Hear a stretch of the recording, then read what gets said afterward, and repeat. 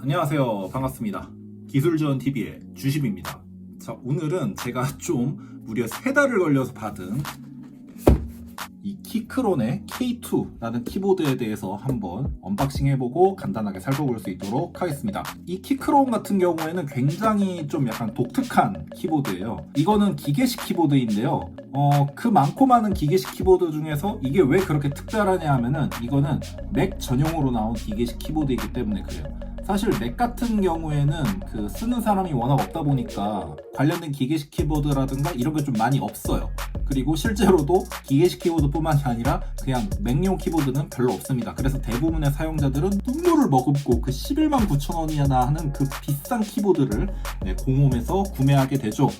근데 전 진짜 도저히 그것만은 못 사겠더라고요. 물론 그게 나쁜 키보드는 아닌데 그 가격 주고 사기는 너무 아까운 거예요. 그래서 그럴 바에는 진짜 맥용으로 나온 기계식 키보드를 사자 해서 이것저것 찾다가 나온 게 바로 이 키크론 키보드입니다. 이거 같은 경우에 키크론 K2라는 제품이에요. 자, 그럼 어떻게 생겼는지 한번 지금부터 열어볼 수 있도록 하겠습니다. 10개 없어가지고 일단 이 도라이버로 한번 열어볼게요. 근데 박스가 상태가 진짜 보이십니까? 진짜 완전 그지같이 왔습니다. 그지같이 와가지고 좀 그렇네요. 일단 이 밑에 이걸 한번 따볼게요. 제가 주문한 거는 키크론 K2 그리고 화이트 백라이트가 달린 그 갈축 기계식 키보드를 구입했습니다. 자, 이걸 한번 잘라보고요.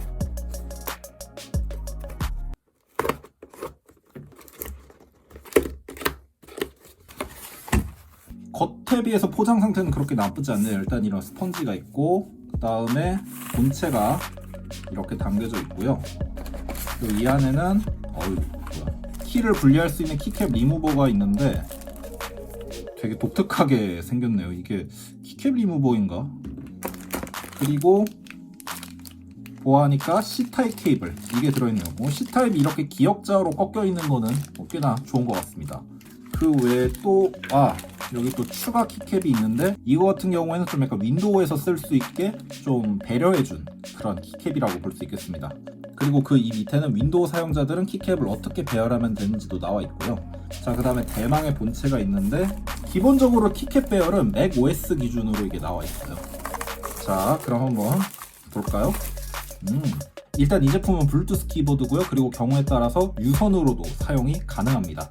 그리고 그게 제가 이 제품을 구매한 이유이기도 하죠. 와, 완전 진짜 타이트하게 이게 디자인이 되어 있네요. 굉장히 진짜 작고 컴팩트한 모습을 보여주고 있고요. 무게는 일반적으로 쓰는 기계식 키보드에 비해서는 굉장히 가볍습니다. 이거를 휴대를 염두에 두고도 만들었다고 하는데 휴대도 가능은 할 것 같아요. 물론 워낙에 두꺼워서 좀 약간 본격적인 휴대는 좀 어려울 것 같고요. 근데 전 어차피 이건 휴대를 목적으로 산 게 아니라 그냥 제 방에서 쓰려고 쓴 거기 때문에 나쁘진 않을 것 같습니다. 그리고 이 밑에는 이렇게 받침대가 있고요. 받침대는 1단으로만 조절이 가능하고 받침대를 접었을 때도 미끄럼을 방지하기 위해서 이쪽에 고무 패드가 있고요. 그 다음에 또 측면, 왼쪽 측면에는 윈도우, 안드로이드 그리고 맥OS를 오갈 수 있는 전환 버튼이 있고요. 그리고 블루투스로 쓸지 아니면 유선으로 연결해서 쓸지도 이렇게 모드를 설정해 줄 수가 있습니다. 오른쪽에는 별다른 게 없네요. 이게 그리고 미국에서 만든 거다 보니까 한글 가기는 당연히 되어 있지 않아요. 그 점은 유의해 주시면 좋을 것 같고, 자, 잠시 제가 쓰고 있는 키보드를 보여드릴게요. 이게 제가 현재 지금 사용하고 있는 앱코의 K66이라는 키보드인데요. 한번 떼서 제가 보여드릴게요. 키캡 사이즈 자체는 생각보다 그렇게 크게 차이가 나지는 않네요. 되게 미묘하게 차이가 나고요.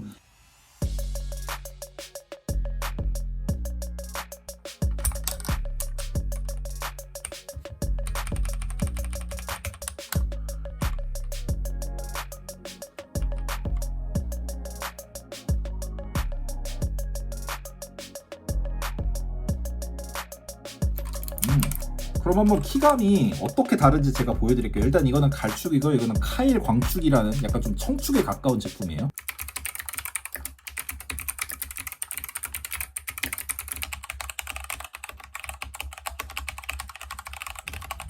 키감은 딱 전형적인 그런 갈축의 키감이네요. 적축의 조용함이랑 그 다음에 청축의 경쾌함이 약간 반반 섞여 있는 듯한 그런 느낌입니다.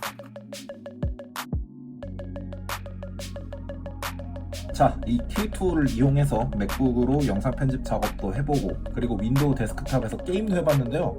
전체적으로 첫인상은 꽤 만족스럽다라고 말씀드릴 수 있겠습니다.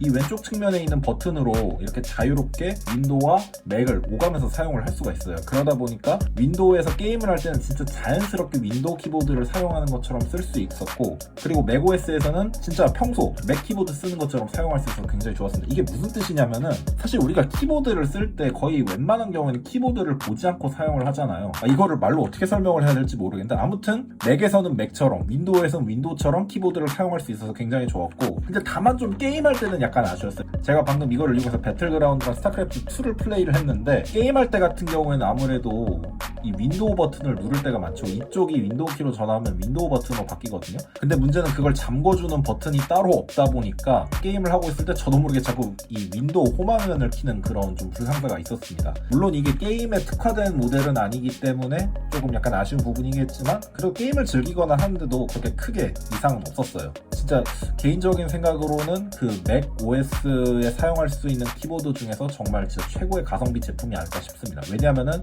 맥이랑 윈도우에서도 자유제재로 쓸 수 있고 유선과 무선을 오가면서 사용할 수도 있고 맥과 윈도우에서 모두 사용할 키보드를 원하시는 분들에게는 진짜 최고의 선택이 아닐까 싶습니다. 첫인상은요. 물론 제가 앞으로 써보고 나서 그 사용기로 알려드려야겠지만 일단 첫인상은 굉장히 만족스럽다는 걸 말씀을 드리고 이번 영상 마치도록 하겠습니다. 저는 기술지원TV의 GCB였고요. 영상이 유익하셨다면 구독과 좋아요 한 번씩 꼭 부탁드립니다. 감사합니다.